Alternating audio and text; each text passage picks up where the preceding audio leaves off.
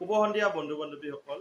বিবি ডিজিটেলৰ আজিৰ বিষয়বস্তু হৈছে অনুপাত আৰু সমানুপাত। ইতিমধ্যে আমি আগত আলোচনাত অনুপাত সমানুপাতৰ ভিডিঅ' আমি ভালেকেইটা দিছোঁ। আজি আৰু আমি দুই এটা প্ৰশ্নৰ উত্তৰ লৈ আপোনালোকৰ ওচৰত হাজিৰ হৈছোঁ। গতিকে পলম নকৰি ভিডিঅ'টোৰ মাজলৈ আগবাঢ়িছোঁ। ইয়াতে প্ৰথম যিটো প্ৰশ্ন আমি লিখিছোঁ সেইটো চাই ল'ব যে এ বি আৰু চিৰ দৰমহাৰ অনুপাত 2:3:5। যদি তেওঁলোকৰ দৰমহা ক্ৰমে 15%, 10% আৰু 20% বৃদ্ধি কৰা হয়, তেন্তে তেওঁলোকৰ নতুন দৰমহাৰ অনুপাত হ'ব কি হ'ব? ইয়াতে এ অপশ্যনটো দিছোঁ আমি 23:54:29, বি অপশ্যন 23:33:60, চি অপশ্যন 15:26:35 আৰু ডি অপশ্যন 5:5:7। গতিকে ইয়াতে আমি কেনেকৈ কৰিব লাগিব? খুব সহজ। ইয়াৰ সমাধানটো আমি এতিয়া কৰিম। ইয়াতে এ বি চি দৰমহাৰ অনুপাতটো দিয়া আছে। দৰমহাৰ অনুপাত এ বি চিৰ কি দিয়া আছে? A:B:C, ইহঁতৰ দৰমহাৰ অনুপাতটো দিয়া আছে 2:3:5। এ দৰমহা বৃদ্ধি কিমান হ'ব? এ দৰমহা 15% যদি বৃদ্ধি হয়, এৰ 15% বৃদ্ধি হলে কি হ'ব? এইটো আচলতে এইটো যদি আমি ধৰি লওঁ যে এ বি, আচলতে এইটো আমি ধৰি ল'ব পাৰো যে ধৰা হ'ল এ বি আৰু চিৰ দৰমহা কিমান হ'ব? 2x, 3x আৰু 5x।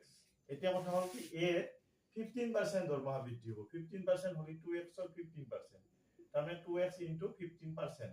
15%টো আমি এনেকে লিখিব পাৰো 15/100 এনেকে আমি লিখিব পাৰো। গতিকে এইখিনি আমি সিম্পলিফাই কৰিম এতিয়া। এইটো হ'ব 30x, এই দুটা পূৰণ হ'ব ওপৰে ওপৰে আৰু তলত হ'ব 100। এইটো কেনসেল হৈ আমাৰ কি হ'ল? 3x/10 হ'ল। 3x/10। ঠিক সেইদৰে b 20% আমি 10% উলিয়াই ল'ম। b আছে কিমান? দৰমহা আছে 3x। 3x ৰ 10% আমি যেতিয়া বৃদ্ধি কৰিম তেতিয়া কি হ'ব? আমি ৰিজাল্টটো চাই লওঁ। ইয়াতে এইটো 0 0 কেনসেল, ইয়াতে থাকিব ওপৰত 3x, তলত থাকিব 10 এনেকে। তাৰপিছত চিৰ 20% আমি ওলাই লওঁ। চিৰ 20% 5x into 100, ওপৰত কি হ'ব? 20%, 20। এইটো কেনসেল হ'ল। ইয়াতে এইটো কি হ'ব? 10x/10। এইটো 10 কেনসেল হ'ল, হয় কি হ'ব? x এ হ'ব। অৰ্থাৎ চিৰ 20% কি পালো? আমি x পালো। এতিয়া কথা হৈছে কি এৰ নতুন দৰমহা কি হ'ব? এতিয়া এৰ নতুন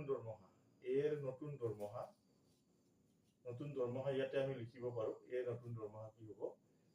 আগতে আছিল 2x, তাৰ লগত 15% যিটো বৃদ্ধি হ'ব, সেই বৃদ্ধিৰ পৰিমাণটো যোগ দিব লাগিব। যোগ দিলে কি হ'ব? এইটো হ'ব। এইটো আমি সিম্পলিফাই কৰিলে এইটো 10 হ'ব।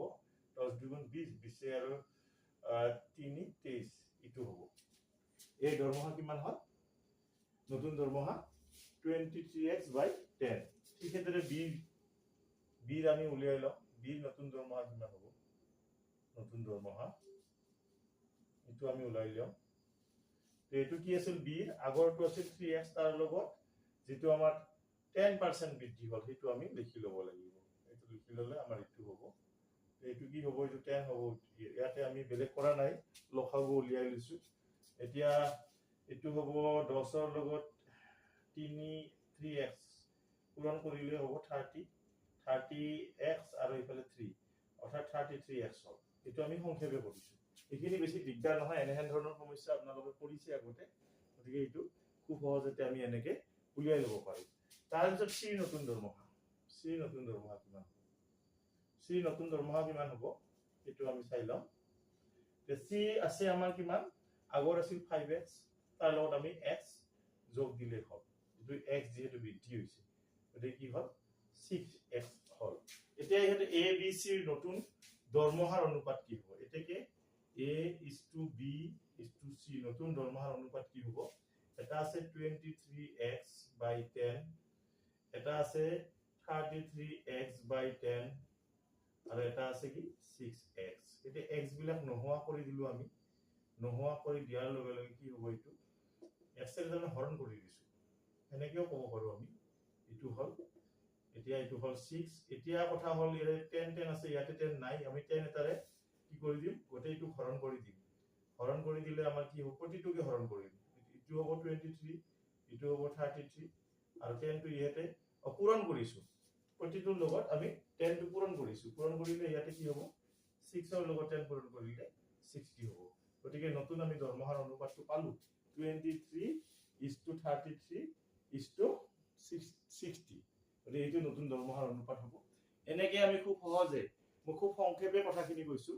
ইয়াতে যদি আৰু কিবা থাকে আপোনালোকে মোক কমেণ্ট বক্সত জনাব, মই তেতিয়া আৰু ডিটেইলছত দিয়াৰ কাৰণে কথাখিনি চেষ্টা কৰিম। গতিকে এইটো বেছি দিগদাৰ নাই। এনেহেন ধৰণৰ যিহেতু আগে পিছে আমি প্ৰব্লেম সলভ কৰিছোঁ, গতিকে এনেহেন ধৰণৰ এইখিনি বিশেষকৈ কৰাৰ ক্ষেত্ৰত অসুবিধা হ'ব নালাগে। গতিকে আমি নতুন যিটো দৰমহাৰ অনুপাত পালোঁ 23:33:60 পালোঁ। ইয়াতে অপশ্যনত চাম ক'ত আছে। এইটো আমি দেখিছোঁ বি নম্বৰ অপশ্যন যিটো আছে উত্তৰটো, গতিকে এইটো এটা শুদ্ধ উত্তৰ হ'ব। গতিকে এনেকে আমি খুব সহজে এই ধৰণৰ সমস্যা সমাধান কৰিব পাৰোঁ খুব কম সময়ত। ইয়াৰ পিছত আমি পৰৱৰ্তী অংকটোলৈ যাম। বন্ধু বান্ধৱীসকল, এতিয়া আমি দ্বিতীয় প্ৰশ্নটোলৈ আহিছোঁ। একেবাৰে সহজ প্ৰশ্ন লৈছোঁ এইটো। যদি x:y = 4:5 হয়, তেন্তে 3x + y = 5x + 3y মান নিৰ্ণয় কৰা। এনেহেন ধৰণৰ প্ৰব্লেম খুব আহে, বিশেষকৈ গ্ৰেড 3 গ্ৰেড 4 লেভেলৰ এক্সামবিলাকত এনেহেন ধৰণৰ প্ৰব্লেম অহাৰ খুবেই চান্স আছে। গতিকে আমি এনেহেন ধৰণৰ যেতিয়া প্ৰব্লেম আহে কেনেকৈ সলভ কৰিম, আমি খুব সহজে কৰিব পাৰোঁ। ইয়াতে দিয়া আছে x:y = 4:5। গতিকে ইয়াতে xৰ মানটো কি হ'ব, xৰ মানটো আমি কি ধৰিম, এইটো আমি যিহেতু x আছেই, গতিকে আমি 4k ধৰিলোঁ, আৰু y মানটো কি ধৰিম, আমি 5 কি হ'ব, k হ'ব। এনেকে হ'ব, আৰু এইটো অনুপাতৰ লগত এটা সাধাৰণ গুণিতক পূৰণ হৈ আছে দুয়োটা ক্ষেত্ৰত, তেতিয়া তাৰ একচুৱেল মানটো পোৱা যায়। এনেহেন ধৰণৰ কথা আমি আগত কৈছোঁ। গতিকে এতিয়া আমাৰ মানটো কি ওলাব দিছে, এইটো ওলাব দিছে। ইয়াক আমি এনেকে লিখি ল'ব পাৰোঁ, 3x + y = 5x + 3y equal আমি কি লিখিব পাৰোঁ, 3x টো ওপৰত লিখিব পাৰোঁ, এইটো আমি হৰণ আকৃতিত লিখিব পাৰোঁ, আৰু এইটো 5x + 3y লিখিব পাৰোঁ। এতিয়া আমাৰ বেলেগ একো কৰিবলগীয়া নাই। ইয়াতে আমি x আৰু y মানবিলাক পুট আপ কৰিম। x ৰ মান ইয়াতে কি আছে 4k, আৰু ইয়াতে y মান কি আছে 5k। এতিয়া y মান 5k আহিল, আৰু ইয়াতে x ৰ মান কি আহিব 4k আহিব, আৰু y মান কি আহিব 3:5k। গতিকে এতিয়া এইখিনি আমি সলভ কৰিম।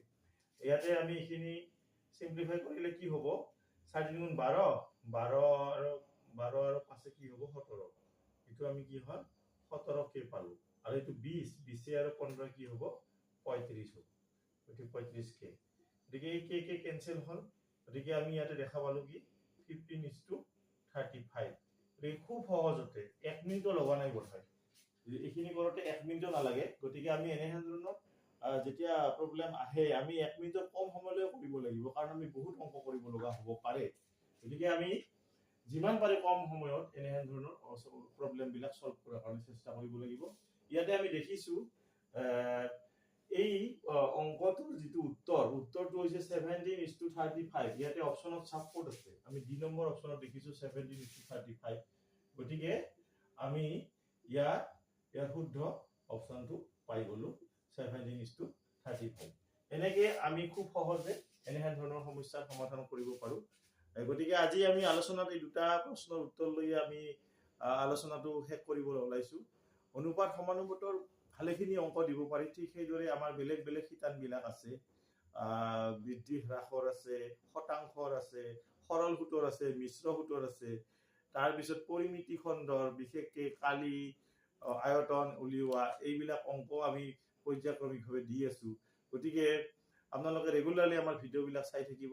অনুপাত সমানুপাতৰ আৰু আমি অংক লৈ আপোনালোকৰ ওচৰত হাজিৰ হ'ম। আজিৰ ভিডিঅ'টো কেনেকুৱা পালে আপোনালোকে জনাব। যদি ভাল লাগে তেতিয়া লাইক শ্বেয়াৰ কমেণ্ট কৰিব নাপাহৰিব, আৰু নতুনকৈ চোৱাসকলক মই অনুৰোধ জনাওঁ তেওঁলোকে যেন মোৰ ভিডিঅ'টো মোৰ চেনেলটো ছাবস্ক্ৰাইব কৰে, আৰু এনেকে আমাক সহযোগ কৰে, আৰু সহযোগ কৰি আপোনালোকে যদি কিবা অসুবিধা থাকে তেতিয়া আমাৰ কমেণ্ট বক্সত আপোনালোকে জনাই আমাক আগবঢ়াই যোৱাত সুবিধা দিয়ে যায়। এইখিনি কৈয়ে আজি আমাৰ এই শিতানটো ইমানতে শেষ কৰিবলৈ ওলাইছোঁ। ধন্যবাদ, শুভৰাত্ৰি।